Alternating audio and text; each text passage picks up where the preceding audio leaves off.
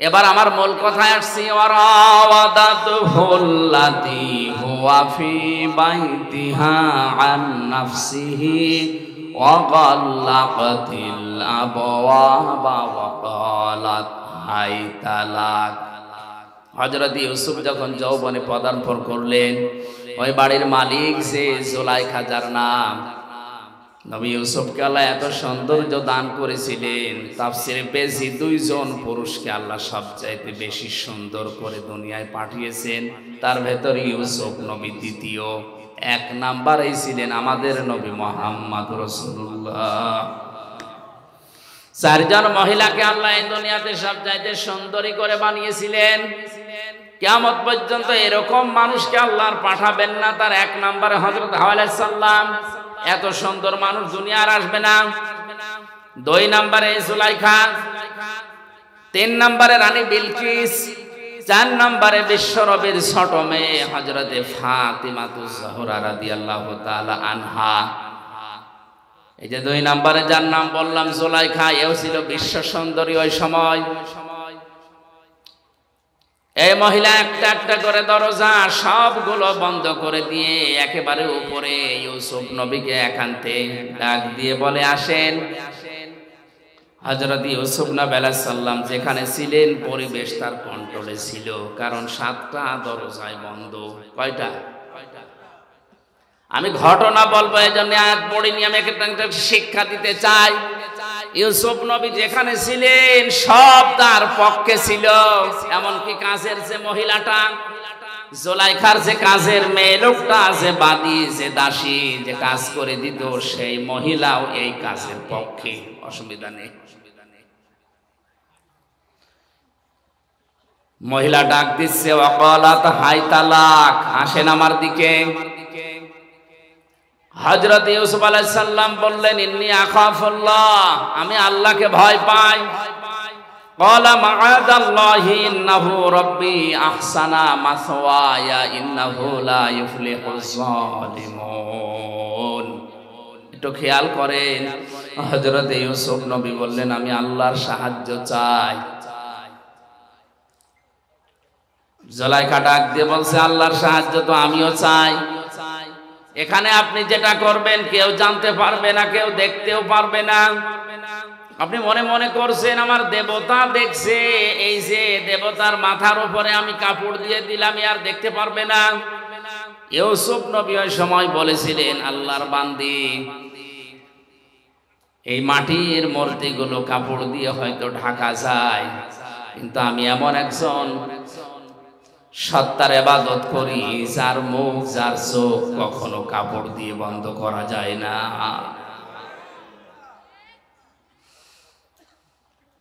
হযরত ইউসুফ আল্লাহর সাহায্য চেয়েছিলেন। এত বড় কঠিন যৌবনে পরীক্ষা চলছে, যেটা একটা যুবক মানুষের জন্য এই জায়গা থেকে বেঁচে থাকা কতটা কঠিন, যাদের যৌবন আছে তারা জানে। হযরত ইউসুফ নবী কঠিন মুহূর্তে তিনি আল্লাহর সাহায্য চাই কথা বলেছিলেন কেন? অথচ তার পরবর্তীতে আল্লাহ পাক বলেন, লাকাদ হাম্মাত বিহি ওয়া হাম্মা বিহা লাউলা বুরহানা রাব্বি। এমন একটা পরিবেশ তার কোন অনুকূলে ছিল। তিনি একজন নবী, নবীদের শরীরে এমনিতে যৌবন বেশি, সাধারণ মানুষের চাইতে নবীদের শরীরে যৌবন কমপক্ষে 27 গুণ বেশি থাকে। কত? আল্লাহর নবীর এই ডান হাতে এই দুনিয়ার 100 মানুষের শরীরে যে শক্তি আছে, তার ডান হাতে এই শক্তি ছিল। নবীদের যৌবনও বেশি, তাদের শক্তিও বেশি, পরিবেশে কন্ট্রোলে। যেমন তেমন মহিলা না, বিশ্ব সুন্দরী। আল্লাহ রাব্বুল আলামিন বলেন, হযরতে ইউসুফ কিন্তু মানুষ হিসাবে রাজি হয়ে গিয়েছিলেন, আর ওই মহিলা তো আগেই রাজি। এই আয়াতের কথা যা বলছে ঠিক আছে? হ্যাঁ, আমি যে বললাম লাকাদ হাম্মাত বিহি ওয়া হাম্মা বিহা, ইউসুফ নবীও রাজি, জুলাইখাও রাজি, ঠিক আছে? বাংলা অর্থ তো এটাই। লাকাদ হাম্মাত বিহি ওয়া হাম্মা বিহা। ইউসুফ নবীও রাজি ছিলেন, জুলাইখাও রাজি। বাংলা অর্থ এরকমই আছে। তো এটা যদি করে শেষ করে দেন, আপনার ঈমান থাকবে? নবীর উপর একটা তহমত চলে যাচ্ছে না? আল্লাহ পাক বলেন লাউলা আর-রা বুরহানা রাব্বি, যদি আমার হযরত ইউসুফ বলেন যদি আমার রব আমাকে কিছু দলিল, কিছু বুরহান, কিছু প্রমাণ সামনে না দিতেন তাহলে আমিও ঝুঁকে পড়েছিলাম। কারণ মানুষ হিসাবে আমার ভেতরে যৌবন আছে, শয়তান তো বসে নেই। জেলখানার এই জীবনে মামুনুল হক সাহেব ছিলেন আমার পাশের রুমে। মানুষ হিসাবে মাঝে মাঝে আমাদের হতাশা আসে, কিন্তু কোরআনে কারিমের সমস্ত আয়াতগুলো যখনই পড়তাম, অর্থ ব্যাখ্যা বিশ্লেষণ নিয়ে আলোচনা করতাম, তখন আবার স্বাভাবিক হয়ে যেতাম না। আমাদের মালিক আছেন, তিনি আমাদের ছাড়বেন না। কারণ আমি তো জেনা করে আসিনি, আমি তো মানুষ খুন করে আসিনি, আমি তো টাকা পাচার করে আসিনি। কোরআনে কারিমের সূরা মায়েদার 67 নম্বর আয়াত আমি যেই দিন পড়েছি, ওই দিন থেকেই কোরআনে কারিম যতটুকু বুঝি, যতটুকু জানি, আমি সাফ করে পরিষ্কার করে প্রচার করার চেষ্টা চালাচ্ছি সেই 12 সাল থেকে। ইয়া আইয়ুহার রাসূলু বাল্লিগ মা উনজিলা ইলাইকা মির রাব্বিক ওয়া ইল্লাম তাফআল ফামা বাল্লাগতা রিসালাতা আল্লাহু ইয়াসিমুকা মিনান নাস ইন্নাল্লাহা লা ইয়াহদিল কওমাল কাফিরিন। আল্লাহ পাক বলেন, হে রাসূল বাল্লিগ, আপনি প্রচার করেন, আপনি তাবলীগ করেন, ছড়িয়ে দেন। কি ছড়াবেন, কি প্রচার করবেন? মা উনজিলা ইলাইকা মির রাব্বিক, আপনার রবের পক্ষ থেকে যেটা নাযিল হয়েছে। এই আয়াত প্রমাণ করে পৃথিবীতে তাবলীগ করা ফরজ কোরআনের। কিসের? আরো জোরে বলেন কিসের? পৃথিবীর কোন মানুষের তাবলীগ করা ফরজ না, জায়েজও না। এমনকি কোন মানুষ যদি মারা যায়, সর্বোচ্চ 3 দিন তার স্ত্রী তার জন্য শোক পালন করবে। কয় দিন? সাধারণ মানুষ যত মারা যাবে সর্বোচ্চ 3 দিন, আর স্বামী মারা গেলে 40 দিন। 4 মাস 10 দিন পরে সে অন্য জায়গায় বিয়ে করে আগেরটা ভুলে, একেবারে ভুলে যে নতুন করে সংসার করবে, কোনো অসুবিধা নেই। বলেন তো, দুনিয়ায় শুধু স্বামী ছাড়া পৃথিবীর মা বাবা মারা গেলেও না সর্বোচ্চ 3 দিন, এরপরে কোনো শোক নেই। অথচ বছরে বছরে আমরা শোক পালন করে করে একেবারে কিয়ামত পর্যন্ত মনে হচ্ছে পালন করবো। আপনি কোন ইসলাম পালন করছেন? এই জন্য আমাদের তাবলীগ যদি হয়, প্রচার যদি হয়, শুধুমাত্র প্রচার হবে, তাবলীগ হবে কোরআনের। তাছাড়া দুনিয়ার কারো প্রচার করা, প্রসার করা, প্রশংসা করা জায়েজ নেই। কিসের প্রশংসা করা দরকার আপনার? ওয়া ইল্লাম তাফআল ফামা বাল্লাগতা রিসালাতা, হে নবী, আপনার উপর যে কোরআন আমি দিলাম, এটা যদি প্রচার না করেন, তাবলীগ না করেন, আপনি যেন রিসালাতের দায়িত্বই পালন করেননি। আল্লাহ এতটুকু বলেই কিন্তু শেষ করেননি। আল্লাহ জানে যে ঝামেলা সামনে আছে, এই জন্য বলেন আল্লাহু ইয়াসিমুকা মিনান নাস। ইয়াসিমু এটা মোজারে, বর্তমান, ভবিষ্যৎ, প্রেজেন্ট, ফিউচার। আমি জানি যে আপনার উপরে বিপদ আসবে তাবলীগ করতে গেলে কোরআনের। আমি যেটা নাজিল করেছি এর তাবলীগের প্রচারের প্রসার যদি আপনি করতে চান, ঝামেলায় পড়বেন, বিপদ আসবে। আমি আল্লাহ গ্যারান্টি দিলাম, আপনাকে আমি আল্লাহ নিজে বাঁচাবো।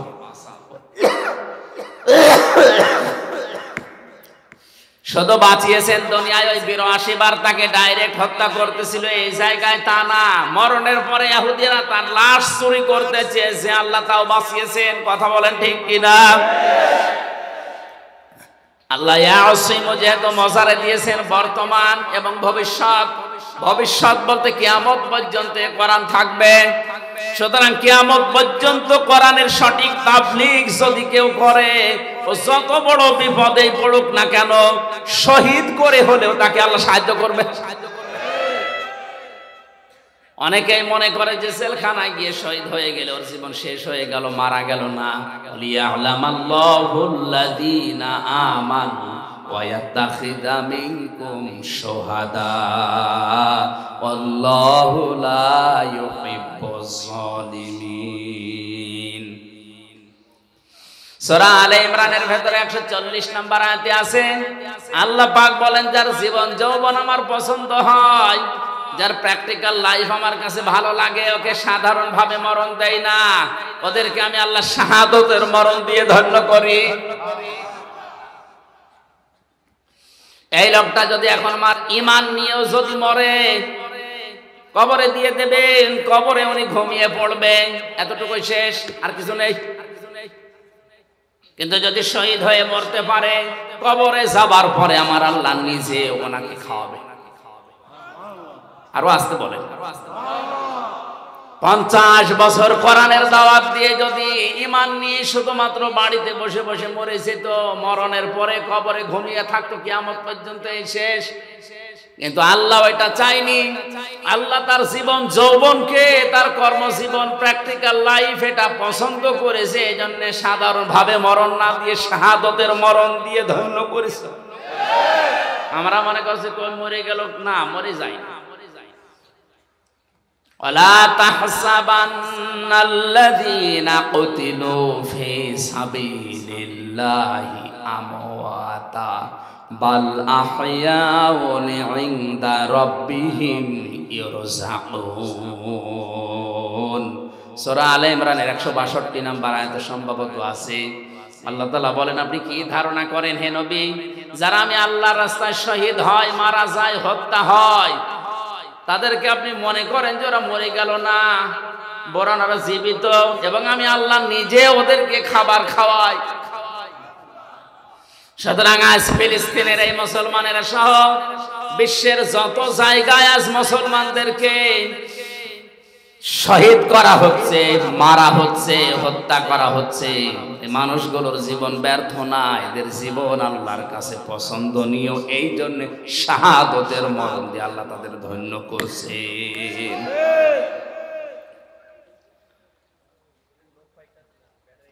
এজন্য বরহান, দলিল যদি আল্লাহ রাব্বুল আলামিন মানুষকে না দেখায়, তার মনের ভেতরে শান্তি প্রশান্তি আসা সম্ভব না।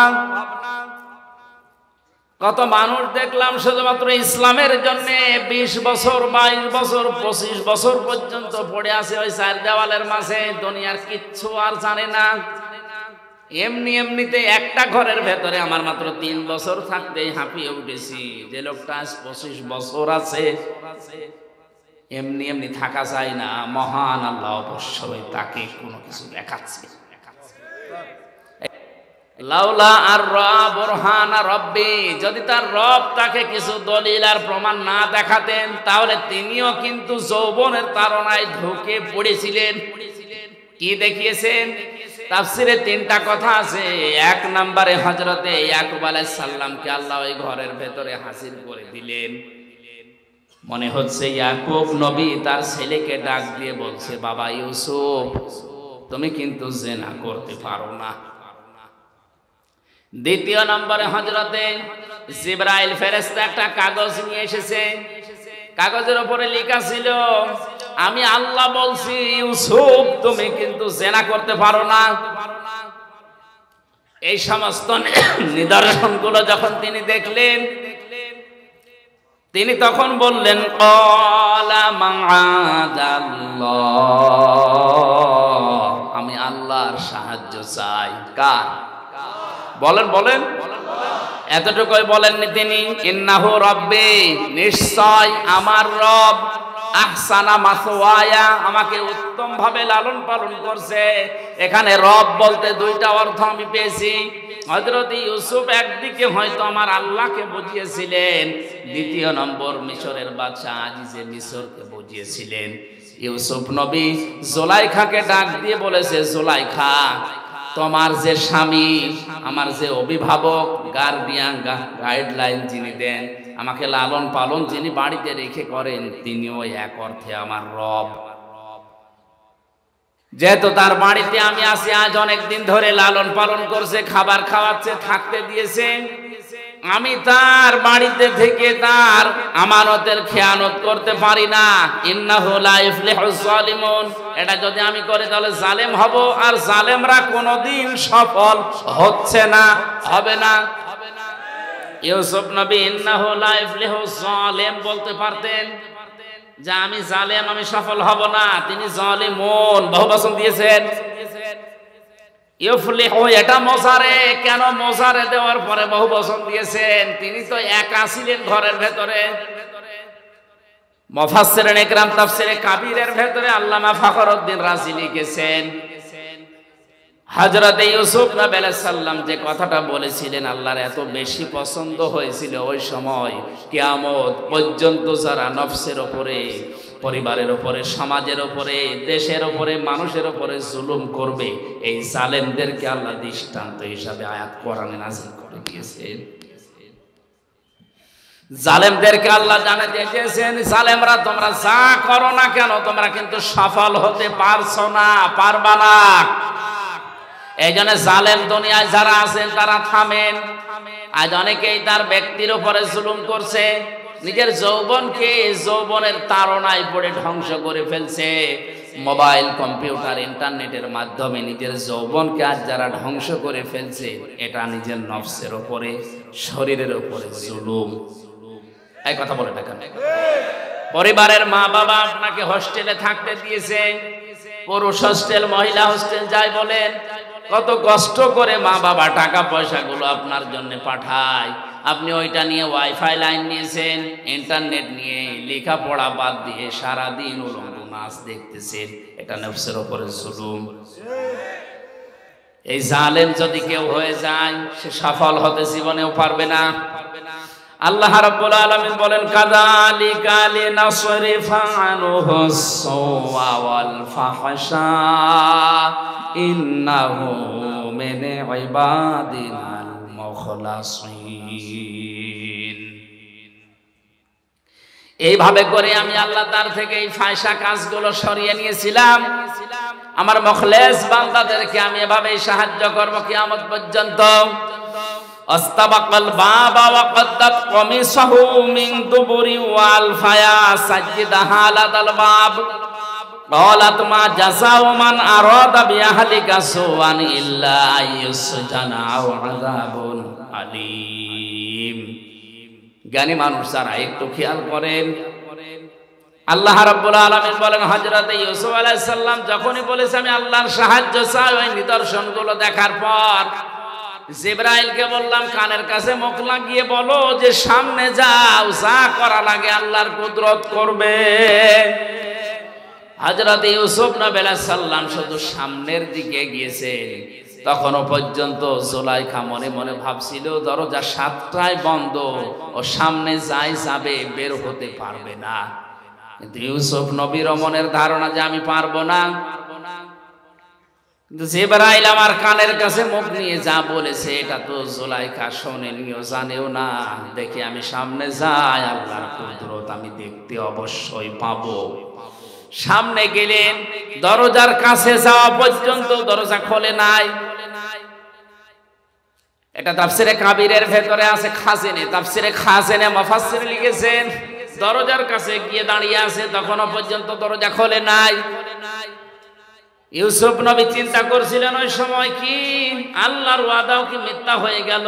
কই আমার জিবরাইল যে কানের কাছে মুখ নিয়ে বলে গেল যে সামনে যান, আমি তো এসেছি প্রায় দরজার কাছে, আর ও মহিলা তো এবার দৌড় দেবে। দরজার কাছে যাবার পরে দাঁড়িয়ে আছেন, চোখ বন্ধ করে ফেলেছেন, মনে হয় আর হবে না। চোখ বন্ধ করার পরে যে চোখ খুললেন, দেখলেন অটোমেটিক দরজা একটা খুলে গেছে। আল্লাহর ভয় নিয়ে কোন মানুষ যদি অন্যায় কাজ করার সমর্থ থাকার পরেও কোন মানুষ যদি আল্লাহর ভয়ে ফিরে আসে, মহান আল্লাহ ওই সময় তাকে সাহায্য করে। হযরত ওমরের জামানার একটা ঘটনা পড়েছিলাম হাদিসে। তিনি ক্ষমতা পাওয়ার পরে রায় দিয়ে দিলেন, ঘোষণা দিয়ে দিলেন যে মদ আজকে থেকে হারাম। কেউ যেন আমার রাজ্যের ভেতরে মদ আর কেউ বিক্রি না করে, বাইরে থেকে যেন কেউ না নিয়ে আসে। মদিনার এক যুবক আকিক নামক বাজার থেকে চুরি করে 2 বোতল মদ ওই সময় কিনেছে। 1 বোতল জায়গায় বসে খেয়েছে, আর একটা নিয়ে যাচ্ছে বাড়িতে। রাতের বেলা বন্ধুদের নিয়ে আনন্দ করে চুরি করে খাবে। হযরত ওমর রাতের বেলা বের হয়েছে, দেখি প্রসাদের খবর কি। এশার নামাজের পরে তিনি বের হয়ে, চারিদিকে অন্ধকার, পাহাড়ি এলাকা। তাকিয়ে দেখলেন অন্ধকারের ভেতরে কালো কি যেন আসতেছে। কাছে যত যায় তত স্পষ্ট হয়। কাছে গিয়ে দেখলেন একটা মানুষ। ডাক দিয়ে বললেন, এই বেটা, রাতের বেলা এভাবে কি করো? লোকটা হযরতে ওমরের কণ্ঠ শোনার পরে তার মাতলামি ভালো হয়ে গেছে। কারণ হযরত ওমর যে রাস্তা দিয়ে যেত, শয়তান পর্যন্ত রাস্তায় আসতে ভয় পেত। লোকটা ছিল মাতাল। হযরত ওমরের কণ্ঠ যাই শুনেছে, এই বেটা, রাতের বেলা কি করো? মাতলামি গেছে ভালো হয়ে। ডাক দিয়ে বলে, খলিফা, আমার বোনের বাড়ি যাচ্ছি। বোনের বাড়ি যাবে, হাতে কি? এই যে চাদর মোড়া দিয়া, এর নিচে মোটা মোটা লাগে কি এটা? এ ফুলে আছে। ও মনের অশান্তি মুখ দিয়ে বের হয়ে গেছে, এটা দুধের বোতল মা দিয়েছে, বোনের বাড়িতে নিয়ে যাচ্ছি। হযরত ওমর সঙ্গে সঙ্গে বললেন, দেখি তোর দুধের বোতল দেখা কেমন। লোকটা চিন্তা করছে, মিথ্যা কথা তো বলেই ফেলেছি। 1 বোতল খেয়েছিলাম, আর 1 বোতল নিয়ে যাচ্ছিলাম। এই কঠিন মুহূর্তে যদি চাদরটা তুলে বোতলটা হাতে দেই, দেওয়ার সঙ্গে সঙ্গে মিথ্যা বলার অপরাধ আমরা মেরে ফেলবে। এখনো পর্যন্ত বিশ্বাস হয়নি আমার চাদরের নিচে কি আছে। ও তো জানে মদ। ওই সময় আল্লাহকে ডাক দিয়ে বলেছে মনে মনে, রব্বুল আলামিন, আজকের এই কঠিন অবস্থায় তুমি যদি ওমরের হাত থেকে আমারে বাঁচিয়ে দিতে পারো, তোমার নামে শপথ করে বলছি, জীবনে আর কোনোদিন আমি মদ খাবো না। হযরত ওমর হাত বাড়িয়েছে, লোকটাও চাদর খুলে দিচ্ছে। ওর তো মনে মনে আছে যে এটা মদেরই বোতল। চাদর ওসা করে যখন ওনার হাতে দিয়েছে, হযরত ওমর হাতে নিয়ে দেখলেন গরম দুধ। ডাক দিয়ে বলে, আল্লাহর বান্দা, এই নাও, চলে যাও। লোকটাকে যখন বলে এই নাও, চলে যাও, ও আর চায় না, জায়গায় দাঁড়িয়ে আছে। হযরত ওমর জিজ্ঞাসা করে, কি যাও না কেন? লোকটা বোতল ফেলে দিয়ে বলে, খলিফাতুল মুসলিমিন, আমি কিন্তু সত্যিই মদ খেয়েছিলাম, আর 1 বোতল নিয়ে যাচ্ছিলাম বন্ধুদের নিয়ে খাবো। আপনি যখন চাইলেন আমিও দেওয়ার জন্য রেডি। ওই সময় মনে মনে আল্লাহকে একটা ডাক দিয়েছিলাম, রব্বুল আলামিন, তোমাকে ভয় করেই বলছি, আজকে যদি ওমরের হাত থেকে তুমি আমারে বাঁচিয়ে দিতে পারো, জীবনে আর মদ খাবো না। যে আল্লাহ আমার সেকেন্ডের ভেতরে মনের কথা শুনে মদের বোতলকে দুধের বোতলে পরিণত করে দিয়ে আপনার হাত থেকে বাঁচিয়ে দিতে পারে, সত্যি আল্লাহর নামে আমি যেটা কসম করেছিলাম ওটা ঠিক রাখবো, জীবনে আর কোনোদিন আমি আর মদ খাবো না।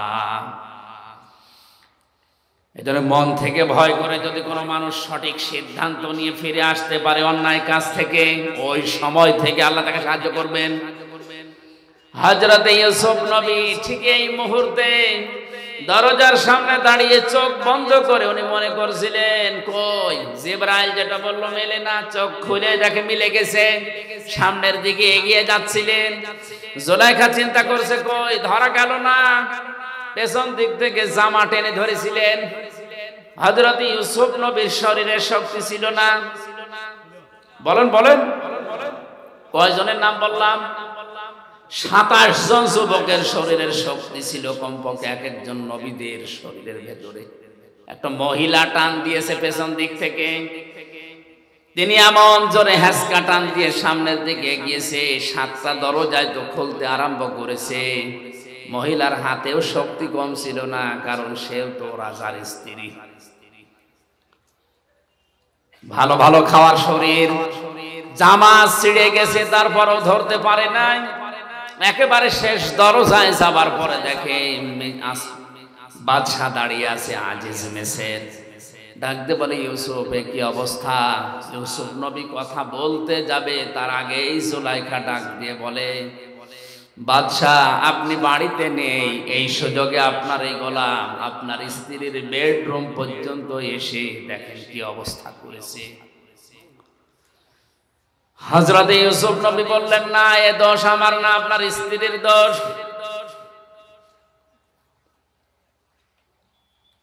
কথা কাটাকাটির এক পর্যায়ে হযরত ইউসুফ নবীকে বাদশাহ জিজ্ঞাসা করে, তোমার কোনো সাক্ষী আছে? হযরত ইউসুফের মনের ভেতরে আল্লাহ ইলহাম পাঠিয়ে দিলেন, হ্যাঁ আছে। ওই যে আপনার শালীর কোলের উপরে যে দুধের বাচ্চা কাঁদতেছে, ওইটাই আমার সাক্ষী। দুধের বাচ্চাটাকে সামনে নিয়ে আসলেন। কোরআনে কারীম বর্ণনা দিচ্ছে, জুলাইখার সঙ্গে সঙ্গে ডাক দিয়েছে, বাদশাহ হে আমার স্বামী, এর কথা আমি শুনতে চাই না। যদি আপনি আমাকে রাখতে চান, আপনার ভাত যদি আমি খেতে চাই, তাহলে এই লোকটাকে হয় জেলখানায় দেওয়া লাগবে, না শাস্তি দেওয়া লাগবে।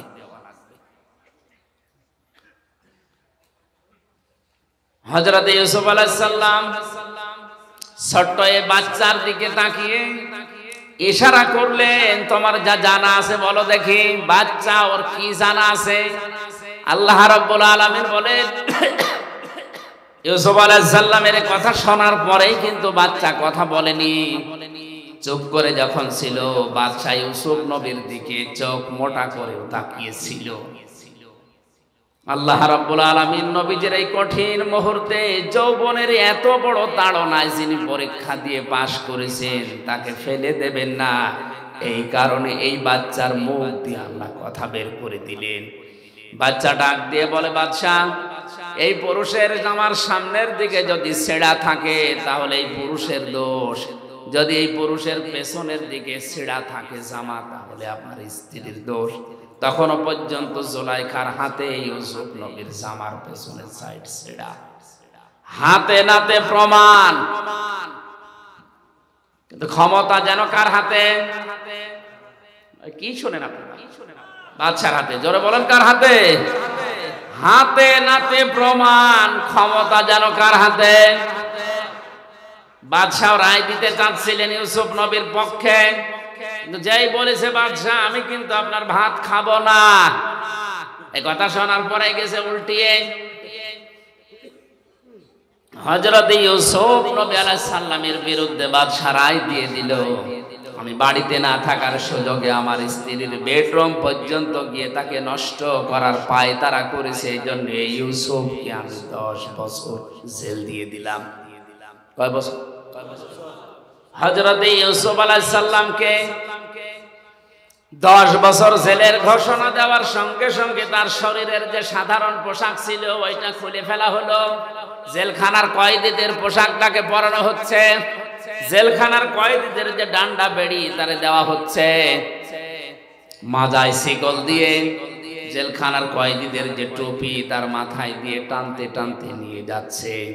হযরত ইউসুফ নবী আলাইহিস সালাম ওই সময় আকাশের দিকে তাকিয়ে বলেছিলেন, রব্বুল আলামিন তুমি তো জানো আমি জিনা করিনি, তুমি তো জানো আমি ধর্ষক না, আমি মানুষের বাড়ি ঘরে আগুন লাগাইনি। এরপরেও বিনা কারণে ক্ষমতা যার রায় তার, ক্ষমতা যার রায় তার, এ কারণে আমার 10 বছর জেল দিয়ে দিল। আমার কোনো দুঃখ নেই, এদের এই অবৈধ কাজে সাড়া দেওয়ার চাইতে জেলখানার জীবন আমার কাছে উত্তম। জোরে বলেন আল্লাহু আকবার।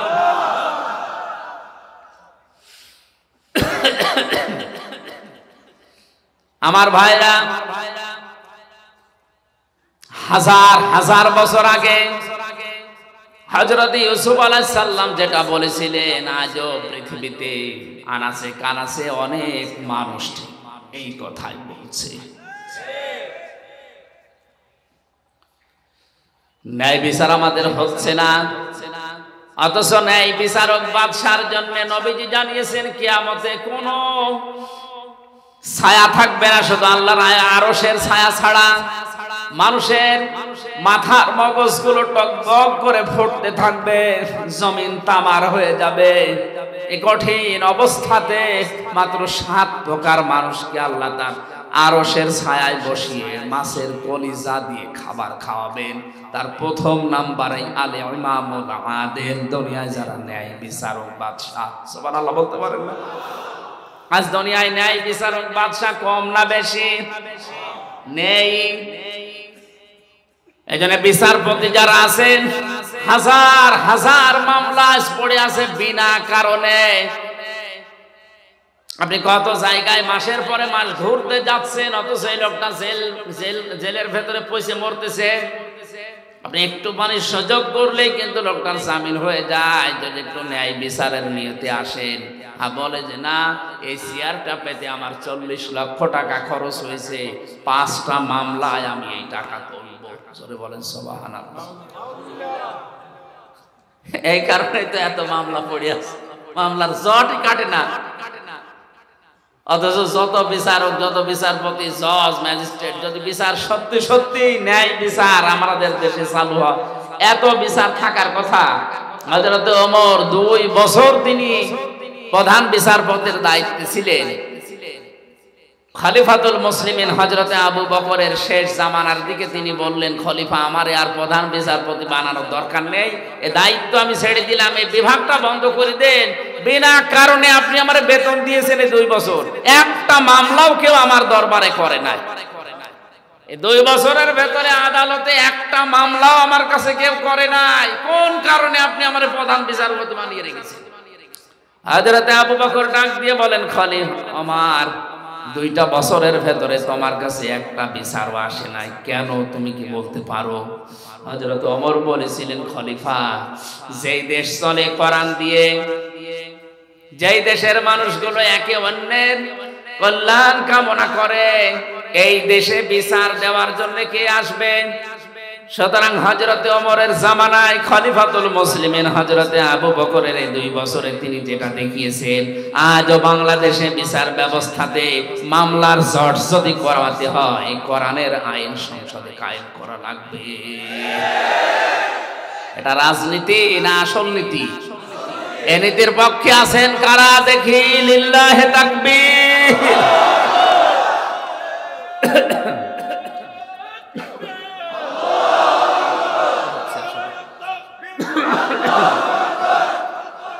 আলহামদুলিল্লাহ ভাই।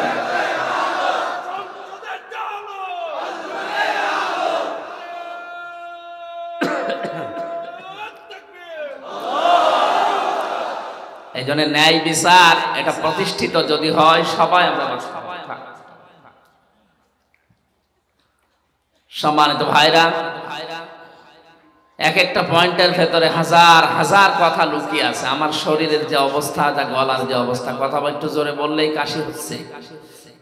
আর একটা অনুষ্ঠান ছিল মাগরিবের পরে, ওইটা করতে গিয়ে আরো ঝামেলায় পড়ে গেছি। 3 বছর একাধারে কি খেয়েছি আমি জানি আর আল্লাহ জানে। কারণ এমন অবস্থায় আমাদেরকে রেখেছিল, আপনারা অনেকে শুনেছেন, ফাঁসির কন্ডেম সেলের ভেতরে খাবার দাবারের যে অবস্থা, ভেতরের কল কবজা আর সেরকম নেই, খালে উপরে খোসা পড়ে আছে। এটা স্বাভাবিক হতে কিছুদিন সময় লাগবে, আস্তে আস্তে সুস্থ হয়, সামনে আবার আসবো ইনশাল্লাহ, কথা বলবো নাকি? যে গরু দিয়ে মানুষ চাষ করে খাবে, গরু যদি মরে যায় তো কি চাষ করবে? আমি অন্তত বেঁচে থাকি নাকি মরে যাবো? আমার বুকেও ব্যথা করছে, কণ্ঠের অবস্থাও দেখছেন ভালো না, আর সফর হয়ে গেছে অনেক বেশি। আমি খুব সামারাইজ করে এই 6টা পয়েন্ট শেষ করে দিচ্ছি। আল ইহসান, আল্লাহ বলেন ভালো ব্যবহার করবা। ভালো ব্যবহার 7 প্রকার মানুষের সাথে করার আদেশ আছে আল্লাহ। প্রথম নাম্বারে মানুষ ভালো ব্যবহার করবে তার মা বাবার সাথে। কার সাথে? 2 নম্বরে তার স্ত্রীর সাথে, 3 নম্বরে তার সন্তানাদের সাথে, 4 নম্বরে তার পরিবারস্থ লোকদের সাথে, এরপরে আছে প্রতিবেশীর সাথে, এরপরে আরেকটু দূরে, এরপরে জনগণের সাথে, এরপরে পৃথিবীর সাথে। 3 নম্বরে আল্লাহ বলেন ইতাইদিল কুরবা, নিকট আত্মীয় স্বজনের খোঁজ খবর রাখবা। দুনিয়া আপনি যাদেরই খবর রাখেন, সবচাইতে বেশি খোঁজ রাখা লাগবে রক্তের সম্পর্ক যাদের সাথে আছে তাদের।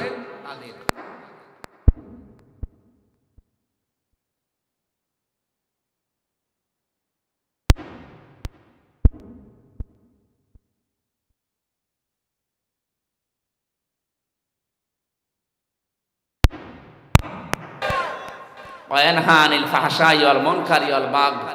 আল্লাহ বলেন আমি নিষেধ করলাম কোন অশ্লীল কাজে জড়াবে না। পাপের চাইতে গোপন পাপ আল্লাহর কাছে ঘৃণিত। সুতরাং মোবাইল দিয়ে, কম্পিউটার দিয়ে, ইন্টারনেটের মাধ্যমে আজ যারা গোপন পাপে লিপ্ত হয়েছেন, আল্লাহর নির্দেশ এখান থেকে সরে আসে। সাইফুল্লাহ ভাই, আল্লাযীনা ইত্তাখাযু দীনাহুম লাহওয়াও ওয়া লাইবা আয়াতের ব্যাখ্যা করে সময় পাননি। আপনারা সূরা আরাফের এই 151-52 নাম্বার আয়াতগুলো একটু দেখে নেবেন। এরপরে মুনকার, অন্যায় কোনো কাজে আমরা জড়াবো না। দুধে পানি দেওয়া এটা ভালো কাজ না অন্যায় কাজ? এরকম যত রকমের ধোঁকাবাজি আছে ব্যবসা বাণিজ্যে, এগুলো থেকে বিরত থাকা লাগবে। আল বাগী, আল্লাহর সীমা লঙ্ঘন করা যাবে না। যে যে সীমানা আছে ওখানে গিয়ে থেমে যাওয়া লাগবে। আল্লাহ বলেন এই ওয়াজগুলো আমি আল্লাহ করলাম, যদি মেনে নাও তোমাদের উপকার হবে। আল্লাহ আমাদেরকে এই 6টা ওয়াজ বাস্তব জীবনে মেনে চলার তৌফিক দিন। আমিন। বারাকাল্লাহু লানা ওয়া লাকুম ফিল কুরআনিল আযীম। আল্লাহুম্মা আমিন। রব্বানা যালাম